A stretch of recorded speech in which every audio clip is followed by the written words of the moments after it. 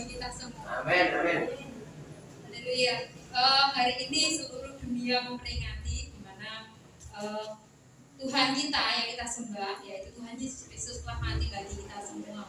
Dan hari ini kita mau diberkati melalui kebenaran firman-Nya, bagaimana pengorbanan itu memberikan damai kepada kita semua. Ya. Pengorbanan Kristus membawa damai. Bapak Ibu saudara kasih Tuhan. Ya. Setiap orang pasti akan merindukan, menginginkan, mengharapkan yang namanya damai. Benar Bapak Ibu? Ya. Apa yang dicari orang itu adalah damai.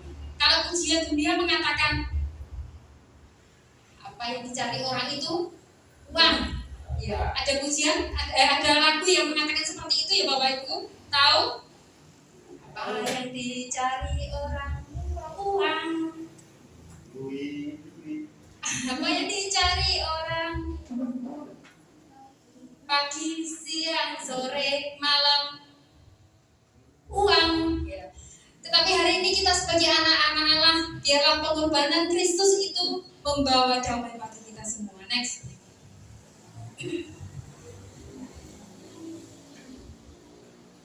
Roma 5 ayat yang ke-10 Bapak Ibu. Kita mau baca bersama-sama. 1, 2, 3.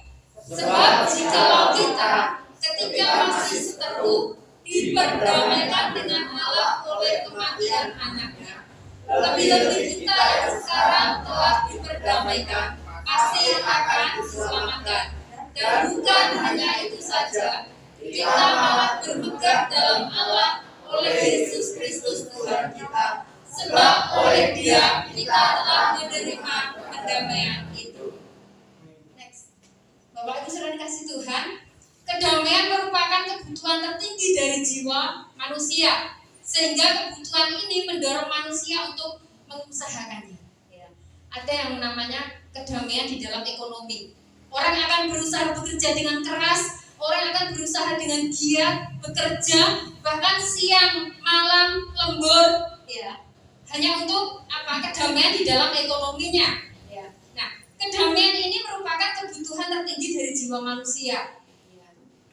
Namun apa yang terjadi? Ya, manusia yang bertanggung jawab mewujudkan kedamaian di antara sesamanya malah menjadi penyebab hilangnya kedamaian itu. Kenapa Bapak Ibu? Kenapa justru manusia yang harusnya bertanggung jawab mewujudkan kedamaian ini? Manusia diciptakan Allah untuk memenuhi bumi. Manusia diciptakan oleh Allah, itu ada satu tanggung jawab yang harus diberikan kepada Allah, ya, untuk hidup damai dengan semua orang. Firman Tuhan dalam Injil Matius mengatakan, berbahagialah orang yang membawa damai atau membawa musuh Bapak Ibu. Membawa damai. Ya. Mengapa manusia yang harusnya memiliki tanggung jawab untuk mewujudkan kedamaian itu, ya, justru menjadi penyebab hilangnya kedamaian? Jawabannya gampang dan simpel Bapak Ibu. Ya. Hilangnya kedamaian diawali dari kejatuhan manusia itu dalam dosa. Nah ini hal pertama kali yang membuat kedamaian yang ada di seluruh muka bumi ini hilang. Kedamaian yang saat itu dialami oleh Adam dan Hawa, manusia pertama ketika mereka di Taman Eden, itu lenyap karena adanya tipu muslihat iblis. Ya. Kemudian melahirkan yang namanya apa Bapak Ibu? Dosa. Next. Nah kita mau belajar. Kita mau belajar kejatuhan manusia ketika di dalam dosa. Pengertian dosa, ada beberapa kata yang dipakai di dalam Alkitab untuk menjelaskan tentang dosa. Ada yang pertama adalah ini, pernah saya sampaikan, adalah hamartia. Hamartia itu berarti meleset dari sasaran. Ini berarti ketika manusia tidak mencapai sasaran yang ditentukan oleh Allah. Ingat Bapak Ibu, di sini bukan sasaran yang ditentukan oleh diri kita sendiri, tetapi sasaran ditentukan oleh Allah. Maka manusia dikatakan berdosa.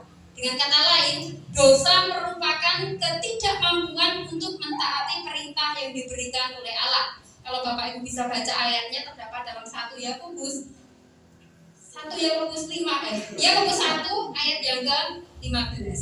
Nah, di sini Bapak Ibu ada kata hamartia di sini yang berarti adalah meleset dari sasaran.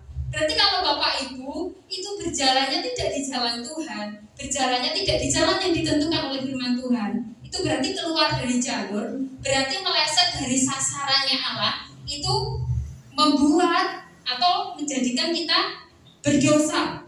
Ini makna dosa menurut Alkitab ada beberapa. Yang pertama adalah hamartia. Ini kemudian yang kedua ada adikia. Adikia berarti sesuatu yang bengkok atau diputarbalikan. Dosa timbul karena hati dan pikiran seseorang yang tidak lagi berpaut kepada Allah sebagai sumber kebenaran dan berbelok kepada iblis. Jadi adikia ya itu berarti sesuatu yang bengkok, ya. Sesuatu yang tidak lurus. Ya. Besi ketika dia bengkok untuk diluruskan, ya, dia akan ditempa, ya. Dia akan dipukul, dia akan oleh seorang pandai besi itu dia akan diproses, dipukul, diluruskan, dipanaskan, ya. Dan itu merupakan suatu proses yang tidak mengenakan, suatu proses yang menyakitkan, ya. Namanya diproses oleh Tuhan.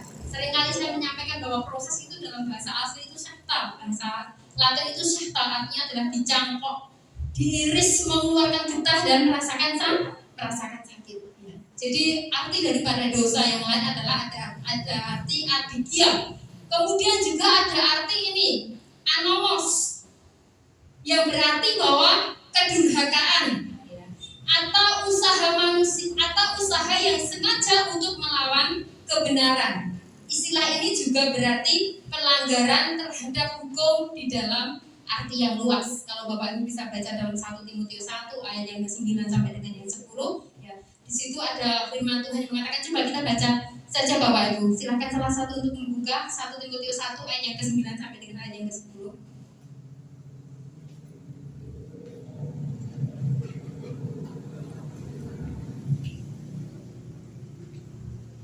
Timotius 1 ayat 9 sampai 10. Inilah firman Tuhan. Yakni dengan keinsafan bahwa Taurat itu bukanlah bagi orang yang benar, melainkan bagi orang durhaka dan orang lain, bagi orang fasik dan orang berdosa, bagi orang duniawi dan yang tak beragama, bagi pembunuh bapa dan pembunuh ibu, bagi pembunuh pada umumnya. Jadi yakni dengan keinsafan bahwa hukum Taurat itu bukanlah bagi orang yang benar, melainkan bagi orang yang durhaka, bagi orang yang berdosa, ya. Bagi orang yang fasik. Kemudian juga disampaikan di sini bahwa bagi orang duniawi yang tidak beragama, bagi pembunuh bapak, pembunuh ibu, bagi pembunuh pada umumnya. Ini adalah makna daripada anomos, ya, yang berarti adalah kedurhakaan. Kalau dalam cerita pelajaran sekolah itu Bapak Ibu, ya, kalau kita lihat ada satu tokoh yang paling terkenal, bahkan mungkin sampai anak-anak, sampai pemuda, sampai orang tua pun mungkin masih ingat kisahnya tentang sebuah legenda atau cerita rakyat. Ya. Ada seseorang anak, ya, yang durhaka kepada ibunya. Siapa yang tahu?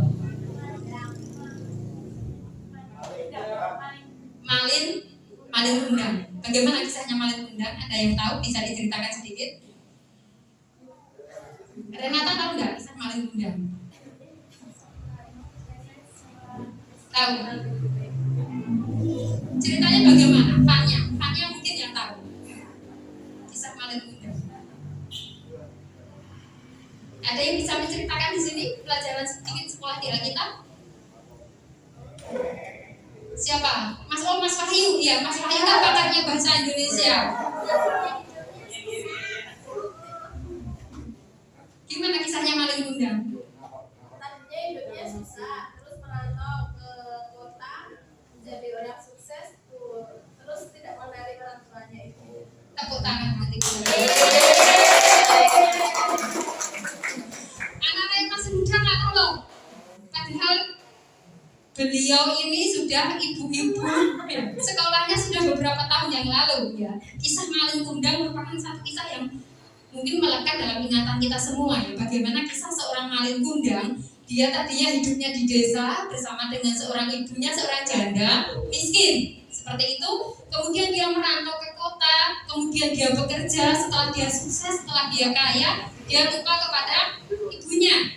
Kemudian dia menikah, mendapatkan orang yang kaya juga. Dan pada suatu hari ketika ibunya ini datang, menyusul Malin Kundang karena punya anak kok tidak pernah pulang. Kemudian ketika bertemu, ternyata anaknya itu tidak mengakui karena malu. Saya tidak mengenal ibu, saya tidak mengenal engkau. Padahal itu adalah ibu kandungnya. Ini mengandung satu pelajaran bagi kita anak-anak muda. Kita harus menghargai orang tua kita, meskipun orang tua kita mungkin keadaannya sudah tua, sudah keriput, sudah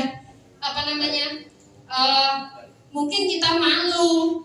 Saya sering anak saya berlian kalau kita jalan-jalan begitu, Bapak Ibu, Bun, soalnya aku sudah besar, soalnya tak salah ya Bun, biar awet muda katanya, biar tidak keriput.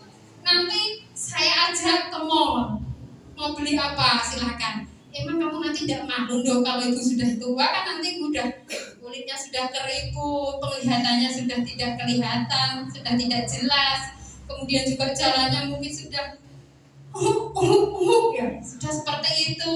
Apakah kamu tidak malu? Terus dia mengatakan tidak, saya tidak malu. Nanti kalau ibu sudah tua, mau tak ajak ke salon, mau tak ragati general keriput katanya Bapak Ibu.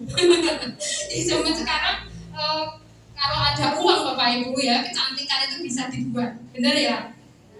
Yang tadinya keriput itu bisa disuntik, ya Bu Asi. Bu Asi sudah merencanakan katanya mau. Kita kembali kepada firman Tuhan Bapak Ibu. Jadi pelajaran Malin Kundang itu memberikan satu pelajaran bagi kita supaya kita menghormati orang tua kita sejelek apapun orang tua kita. Yang ketiga, yang selanjutnya ada kata lanau. Kipas angin ya. Berarti menyimpang atau tersesat, yaitu suatu kondisi yang tidak pada jalur yang tepat. Nah, sekarang pertanyaan sore hari ini, kira-kira Bapak Ibu itu posisinya itu di jalur yang tepat atau di jalur yang ini tersesat atau menyimpang? Mengakui ya, ada yang di jalur yang menyimpang atau yang tersesat. Tetapi firman Tuhan pada sore hari ini mengingatkan kita, kalau kita bengkok, kita siap untuk diluruskan. Tentunya caranya meluruskan apa? Ya kalau ditegur dengan firman Tuhan, kalau dinasehati, tidak boleh tersinggung. Kemudian selanjutnya jenis-jenis dosa. Yang pertama ada dosa asal atau dosa warisan. Dosa asal atau warisan adalah dosa yang diakibatkan oleh pemberontakan manusia pertama siapa? Terhadap Allah, yang mengakibatkan gambar dan rupa Allah, citra Allah itu menjadi tercemar atau menjadi rusak. Ini ada dosa warisan, dosa turunan yang diakibatkan oleh nenek moyang kita yang terdahulu. Kemudian jenis dosa yang kedua ada dosa karena perbuatan. Dosa perbuatan bukan hanya menyangkut kelakuan yang kelihatan, melainkan juga pikiran, perkataan, dan lain-lain. Jadi dosa itu tidak hanya apa yang dilakukan Bapak Ibu. Apa yang dipikirkan ini kalau melenceng dari kebenaran firman Tuhan, itu juga sudah dosa. Apalagi kita kadang-kadang punya pikiran yang tidak baik, itu juga dosa. Kemudian juga ada perkataan yang tidak sesuai dengan kebenaran firman Allah, itu dosa. Contohnya apa Bapak Ibu? Contohnya apa? Perkataan yang tidak sesuai dengan firman Tuhan. Berkata kasar, kebun binatang keluar, tidak boleh. Di sini tidak ada Bapak Ibu. Ya, di sini tidak ada. Yang ada tapi kok buat sih keluar ya? Buat sih tiba-tiba keluar. Ya, jadi dosa perbuatan bukan hanya menyangkut kelakuan yang kelihatan, melainkan juga pikiran, perkataan, dan lain-lain. Next. Sifat daripada dosa, yang pertama adalah universal. Roma 3 ayat 23, semua orang telah berbuat dosa, melawan hukum moral Allah, baik dalam perbuatan, watak maupun di dalam keadaan. Jadi sifat dosa yang pertama itu adalah universal. umum. Jadi semua orang itu berbuat dosa, semua ya Bapak Ibu, termasuk saya. Bukan hanya Bapak Ibu, tetapi juga termasuk saya. Kemudian sifat dosa yang kedua adalah ini, serius. John Calvin mengatakan bahwa semua dosa itu berarti melawan Allah. Jadi kalau Bapak Ibu itu tidak taat dengan perintah Tuhan, itu berarti dosa, berarti melawan Allah. Tidak ada dosa kecil atau dosa besar. Sering sekali saya mendengar orang yang mengatakan ini kan cuma bohong sedikit, itu tidak apa-apa. Gimana menurut Bapak Ibu? Kalau berbohong sedikit itu, yang namanya dosa itu besar kecil itu sama saja. Jadi tidak ada dosa kecil, tidak ada dosa besar. Allah sidik loh, kamu sidik tak? Tidak boleh. Yang namanya dosa kecil besar, kalau itu keluar jalur, itu merupakan suatu dosa. Adalah dosa yang sangat serius sebab berhubungan dengan penghukuman. Kemudian yang ketiga adalah sifat dosa itu melahirkan dosa, kecemaran dan kesalahan-kesalahan lain. Ini Lukas 45. Kemudian selanjutnya adalah ada keterikatan pada hawa nafsu, kedagingan dan iblis. Nah, ini Bapak Ibu, manusia rohani kita kadang-kadang lemahnya di sini. Kedagingan lebih berkuasa. Sifat daging kita kadang-kadang lebih berkuasa. Daging itu, roh itu penurut, tetapi daging lemah. Jadi kadang-kadang kita masih sering dikuasai oleh nafsu kedagingan. Kemudian menyebabkan penderitaan dan maut, sebab upah dosa adalah maut. Next. Nah, kemudian ada akibat dosa terhadap keturunan, yaitu manusia mati secara alami. Dalam hubungannya dengan sesama, dosa mengakibatkan bibit-bibit permusuhan dan pertentangan. Ini yang menjadi apa? Yang namanya kedamaian itu tidak bisa tercipta. Dunia tidak lagi mengalami kedamaian karena ini ada bibit permusuhan, ada bibit pertentangan. Jadi hidup rukun itu perlu Bapak Ibu. Hidup rukun di dalam keluarga, hidup rukun di dalam bergereja. Apalagi gereja yang besar. Kadang-kadang di gereja yang kecil cuma komunitasnya, cuma orangnya cuma itu saja. Kadang-kadang aja ada yang namanya pertentangan, ada yang namanya ketidakcocokan. Apalagi gereja dengan komunitas yang sudah besar, itu pasti gembalanya itu pasti juga pusing Bapak Ibu ya. Kemudian dalam hubungannya dengan diri sendiri tidak memiliki damai. Pikiran dan hati dipenuhi hawa nafsu, menjadi hamba daging. Nah ini yang saya mau bahas. Tidak memiliki damai. Padahal firman Tuhan mengatakan berbahagialah orang yang membawa damai. Tetapi kenapa di sini tidak ada lagi yang namanya kedamaian? Karena apa? Manusia dikuasai oleh dosa.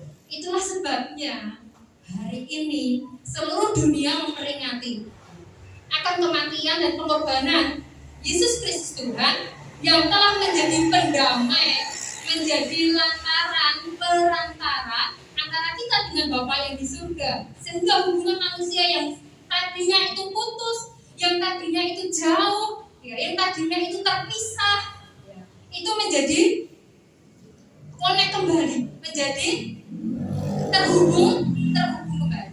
Melalui siapa? Melalui Yesus Kristus Tuhan. Next.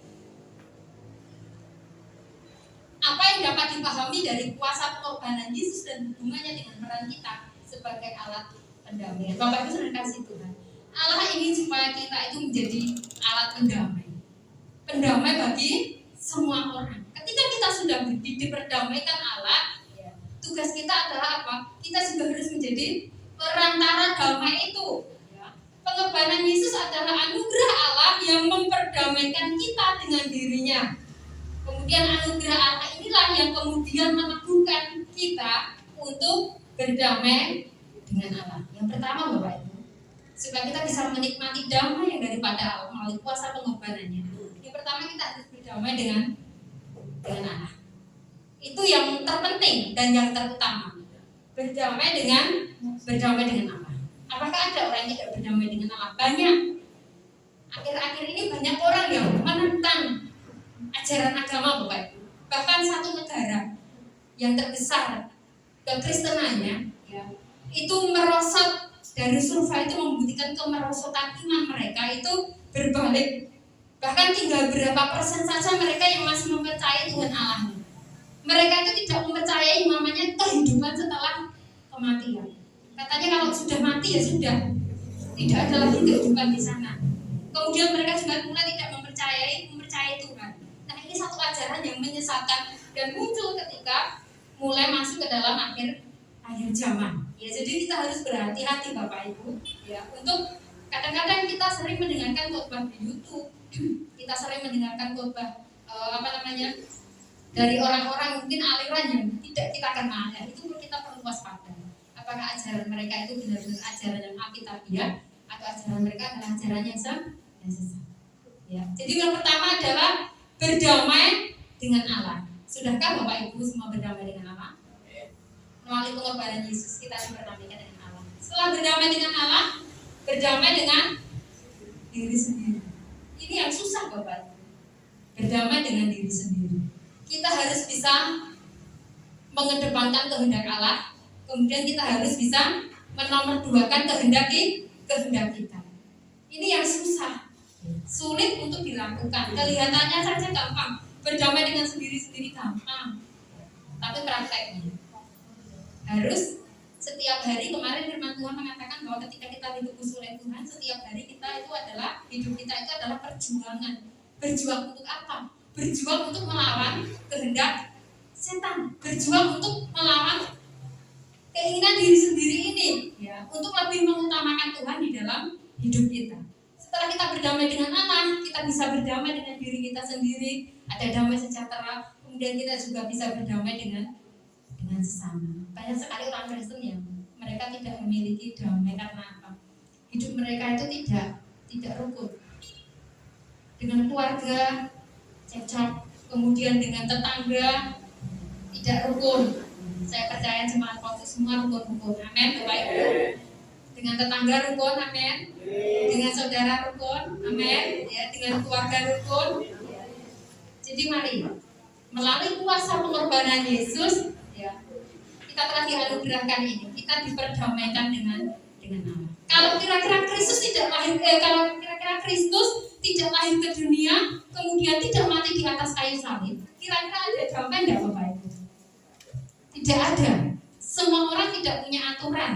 Semua orang akan hidup sebebas-bebasnya. Free will, kemarin minggu yang kita belajar bersama-sama. Mereka lebih menggunakan kehendak mereka sendiri, sehingga tidak ada aturan, tidak ada kasih di dalamnya yang membuat yang namanya kedamaian ini tidak akan tercipta. Jadi kalau Kristus tidak mati bagi kita semua, kita tidak akan bisa menikmati damai sejahtera. Oleh sebab itu mari pagi hari ini, siang hari ini, sore hari ini, kita mau yang namanya berdamai. Amin. Berdamai dengan Allah, berdamai dengan diri sendiri, juga berdamai dengan sesama. Dia Kristus telah mati bagi kita, dicela, dihina, disiksa di atas kayu salib, menjadi korban penebusan agar kita diperdamaikan dengan Allah. Kita akan katakan satu puji.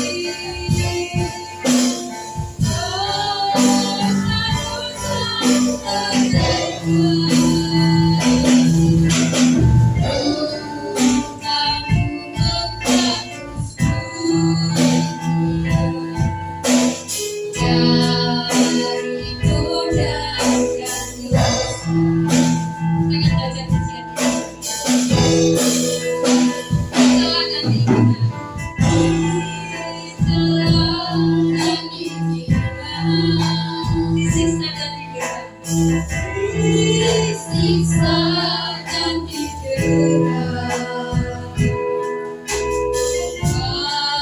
bagai domba di perbantaian yang tidak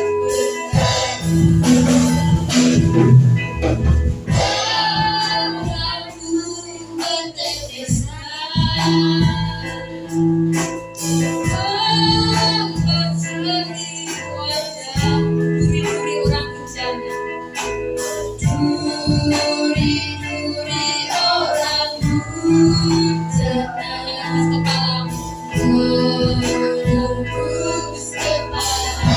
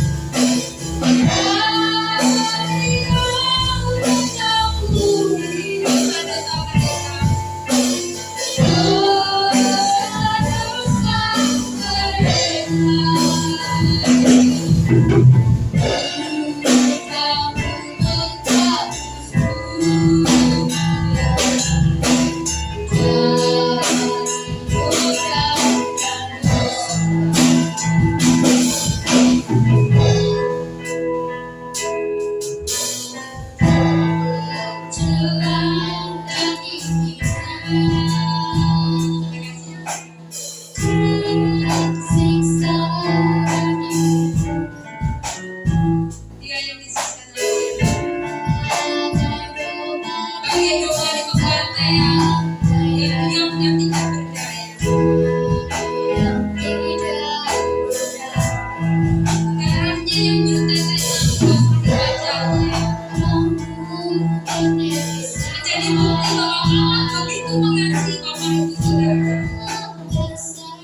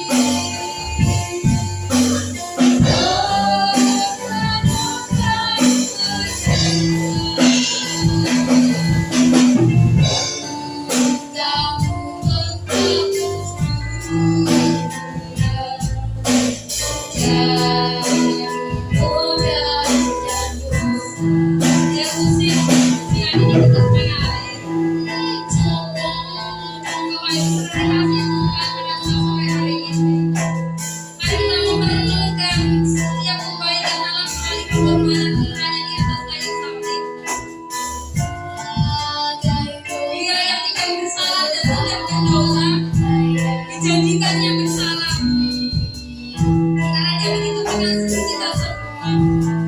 Penderitaan yang ditanggungnya di atas kayu salib itu menjadikan satu suri, karena begitu besar kasih Allah akan dunia ini, sehingga Ia telah mengaruniakan anaknya yang tunggal, supaya setiap orang yang percaya kepadanya itu tidak binasa, melainkan beroleh hidup yang kekal.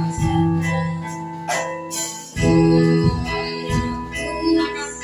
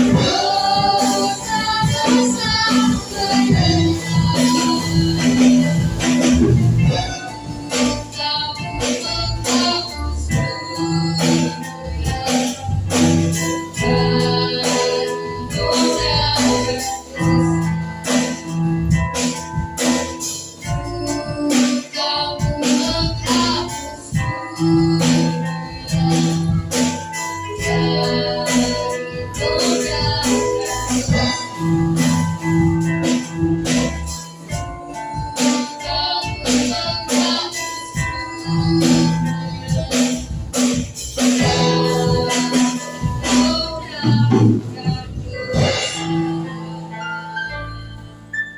kasih Bapa di surga pada saat sore hari ini.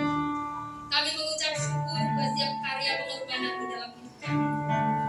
Karya terbesar dalam hidup kami yang telah menyelamatkan hidup kami, menebus hidup kami dari lubang kubur, sehingga kami boleh diangkat dan diberikan anugerah hidup yang kekal. Terima kasih Bapa di surga buat pengorbanan-Mu di atas kayu salib. Kami manusia berdosa. Kami mengaku Tuhan bahwa sayalah yang berdosa, bahwa kamilah yang berdosa Tuhan. Tetapi Engkau telah mengambil alih semua itu karena Engkau begitu mengasihi kami. Terima kasih Bapak. Terima kasih. Kami ingin belajar untuk selalu berdamai dengan Engkau ya Tuhan.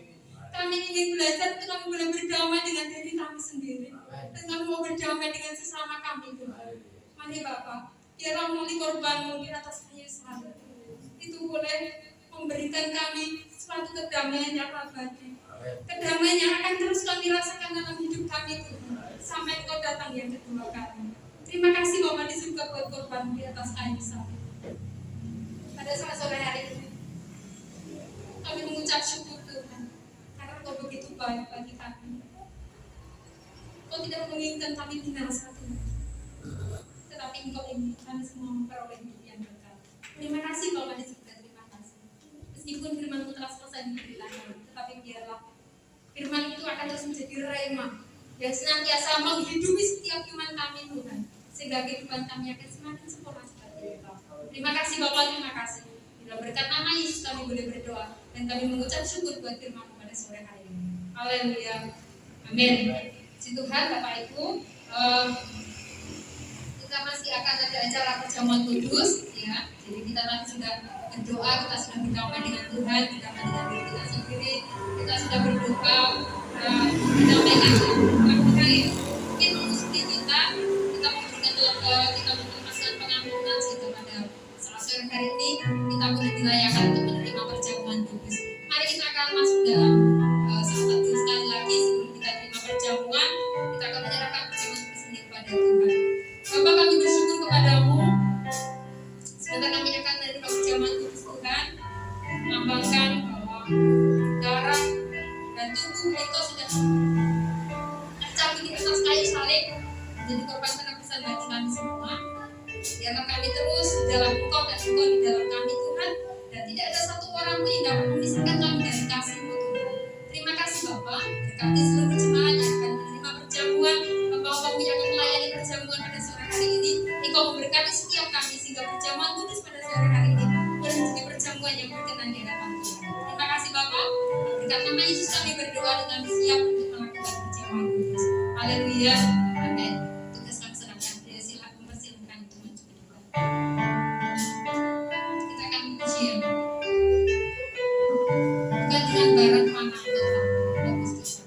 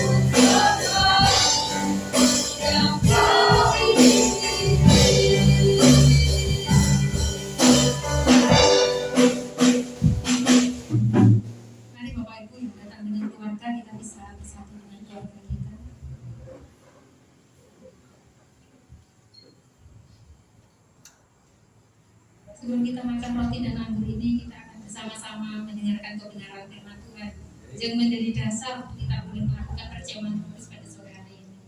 Kita angkat roti di atas kepala kita di tangan kanan.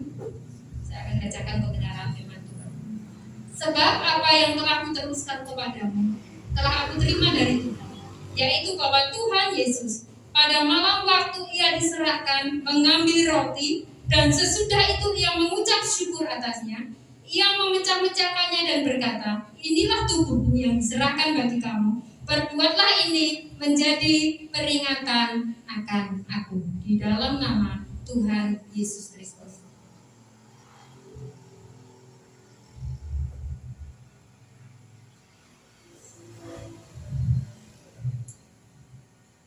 Kita angkat cawan di atas kepala kita dan saya akan bacakan firman Tuhan.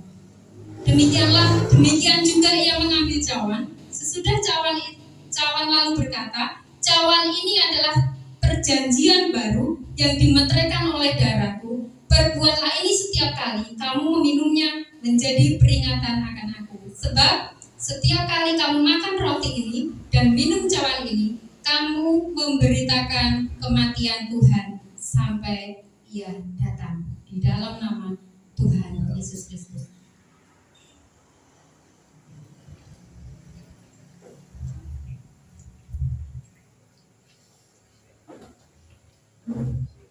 Ku telah mati dan tinggalkan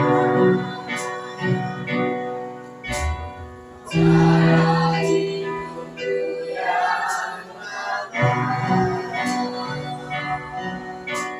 Semuanya sia-sia dan tak berarti.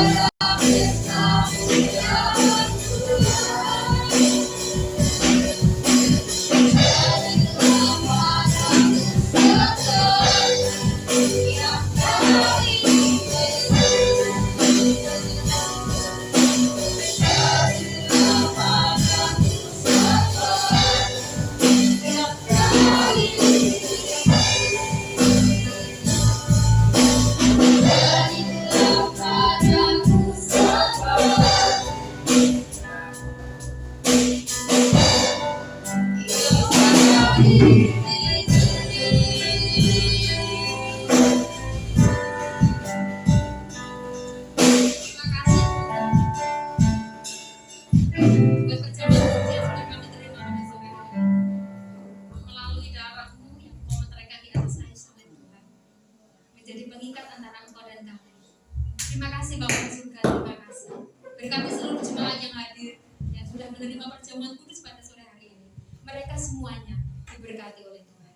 Terima kasih Bapak, dan berkat nama Yesus kami berdoa dan mengucap syukur. Haleluya. Amin.